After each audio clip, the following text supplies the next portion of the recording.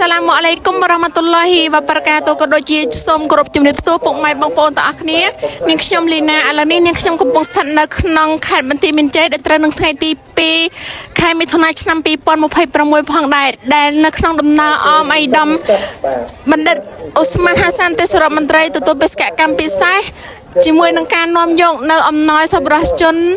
ក៏ដូចជាអំណោយពីហ៊ុនឧបត្ថម្ភធំគឺស្មាតក្នុងការ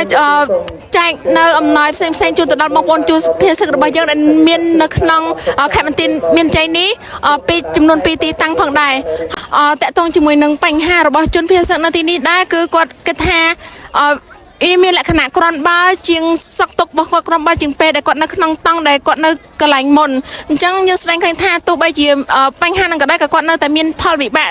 តកតងជាមួយនឹងទឹកមួយចំនួនក៏ដូចជាបញ្ហាផ្សេងៗក៏ដូចជាការមិនទាន់មានមុខរបរត្រឹមត្រូវឬក៏កម្មវិធីផ្សេងៗប៉ុន្តែគាត់ថាគាត់នឹងសង្ឃឹមក៏ដូចជាជឿជាក់ជាមួយនឹងរាជរដ្ឋាភិបាលរបស់យើងក្នុងការស្វែងរកដំណោះស្រាយក៏ដូចជានីតិវិធីក្នុងការដោះស្រាយជូនពួកគាត់បានឆាប់ៗផងដែរហើយខ្ញុំនឹងនាំអ្នកទាំងអស់គ្នាទៅស្ដាប់សម្លេងបងប្អូនរបស់យើងដែលនៅក្នុងជំនុំភាសានេះផងដែរកូនសិស្សក៏ដូចជាកុមារអីគាត់បានទៅរៀននៅសាលាណាដែរពូបាទគាត់បានតែសម័យសាលាប្រយោជន៍គាត់បានទទួលបានលុយបានបងប្អូនពូសម្រាប់ការរស់នៅទីនោះមិនថាភ្លើងទឹកអីអាចនៅប្រើប្រាស់បានទេអត់បាទភ្លើងទឹកនៅក្នុងភាសានេះសម័យវាស្រួលមានបន្ទប់មានភ្លើងហើយត្រូវសម័យក៏ត្រូវគ្រប់អមនេះស្រួលចាអត់សុខបាទយើងនៅតំចាពូសម្រាប់ការទិញម្ហូបឬក៏អាហារញ៉ាំអីពូទៅទិញនៅខាងណាវិញចាអត់ទិញនៅក្នុងផ្លូវពីទៅមកអត់មានអីខ្ញុំផ្សារយើងបានរួចបាទកាលណាផ្សាររួចទៅគេឲ្យមកទៅនៅផ្សារចាពូសម្រាប់នៅទីនេះតលមានប្រមាណគ្រួសារពូឲ្យដឹងបាទបើសរុបតង់7បើសរុបតង់អស់មួយមណ្ឌលនេះវា7ភូមិ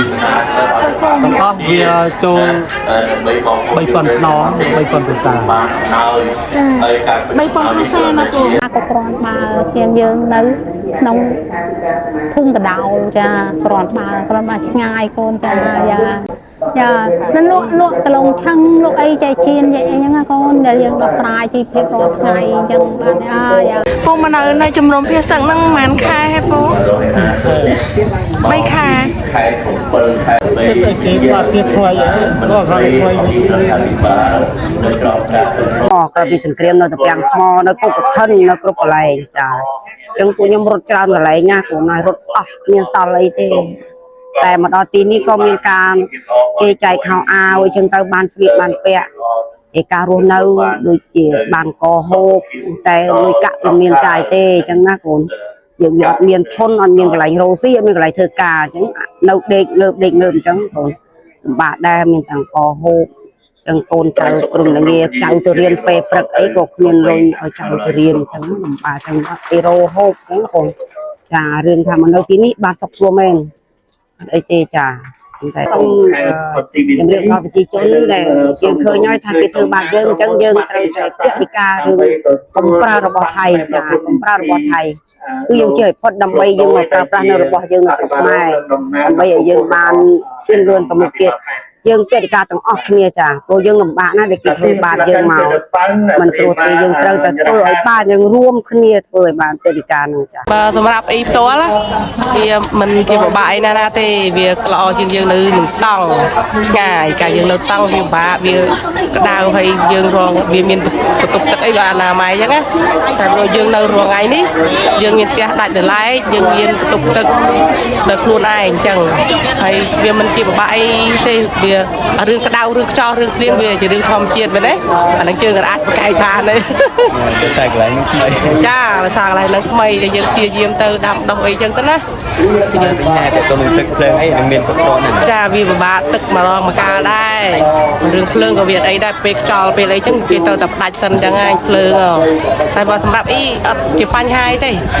តែបើសម្រាប់គេផ្សេងអីអត់ដឹងទេចាយើងជួយដាក់បកាក្នុងតែនមកទៀត ច្រើនមកដើម្បីមានសេវាដើរល្អអញ្ចឹងសុំតែប៉ុណ្្នឹងឯង ថ្នាក់ទី4ទៅអាយុម៉ែនខ្ញុំអាយុ10ឆ្នាំ អូនចង់ទៅផ្ទះវិញអត់ ចង់ ហើយនៅផ្ទះអត់ នឹក នៅសាលានៅវិទ្យាអីអត់ នឹក ហើយអូនមកនៅនឹងម៉ានខែហើយ នៅបាន2-3 ខែឆ្ងាយសាលានៅផ្លូវលេខ11 ទៅពេលទៅរៀនទៅជាគេ ជីកង់ កង់អស់លោកយាយអស់សុខទុក្ខនៅទីនេះគឺយ៉ាងណាដែរលោកយាយ ជាការធម្មតាបានបងប្អូនយកជំនួសឲ្យខ្ញុំហូបនេះខ្ញុំមានសុខភាពល្អ ចាលោកយាយមានអ្វីដែលប្រឹងការទៅដល់បងប្អូនយើងបន្ថែមទៀត ចាខ្ញុំផ្ដាំផ្ញើទៅឲ្យអស់លោកដែលជំនួយនេះជួយមើលនាងខ្ញុំឲ្យបានហូបគ្រប់គ្រាន់ផងចាព្រោះខ្ញុំចាស់ហើយអត់មានរកអីបាន ហើយលោកយាយបច្ចុប្បន្នលោកយាយនៅជាមួយណាគេដែរ ពីអ្នកយាយតា អ្នកយាយតាណាលោកយាយអាយុប្រហែលដែរ 75 75លោកយាយអាយុលោកយាយឈ្មោះអីដែរ អែបធុញ អេបថយ ចា តែលោកយាយហើយចំពោះក្តីសង្ឃឹមនៅពេលខាងមុខតែលោកយាយលោកតែហើយហើយវាយកទីអស់ ចាយកអស់ហើយចាសប្តាហ៍រស់នៅនឹងជួនភាសាផ្ទះដែររដ្ឋាភិបាលធ្វើឲ្យនៅរងថ្ងៃ ហើយលោកយាយមានក្តីរំពឹងទុកអីអត់នៅក្នុង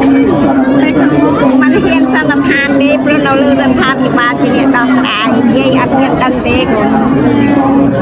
ក្នុងនាមខ្ញុំជាយុវជនក៏ដូចជាយុវជនផ្សេងទៀតពិតជាមានកិត្តិយសខ្លាំងមែនទែនក្នុងការអមដំណើរសប្បុរសធម៌មួយនេះដែលយើងឃើញសង្កេតឃើញថាបងប្អូនប្រជាពលរដ្ឋដូចជាពុកម៉ែបងប្អូនរបស់យើងគឺពិតជាចូលរួមក្នុងការទទួលអំណោយដែលក្តីរីករាយដែលក្តីរំភើបប៉ុន្តែក៏ជាការក្តោះក្តួលក៏ចូលរួមសក្តាដែលដីរបស់ពួកគាត់ត្រូវបានបោកបង់ដោយសារការវាទីរបស់វិថា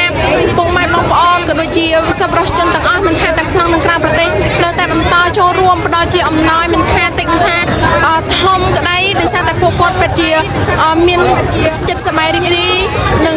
ក្នុងដំណើរបេសកកម្មអមដំណើរឯកឧត្តមទេសរដ្ឋមន្ត្រីនេះដែរគឺមានឡានក្រុងចំនួន3គ្រឿងក៏ដូចជាឡានក្រុមការងារក៏ដូចជាថ្នាក់ដឹកនាំសំខាន់ៗខ្លះមែនទែនហើយនាងខ្ញុំក៏សូមអរគុណដល់ពុកម៉ែបងប្អូនទាំងអស់គ្នាសម្រាប់ការចូលរួមទស្សនាវីដេអូមួយនេះដល់ចប់ផងដែរនាងខ្ញុំលីណាអ៊ីដ្រិសរាយការណ៍ពីខេត្តបន្ទាយមានជ័យចាសសូមអរគុណ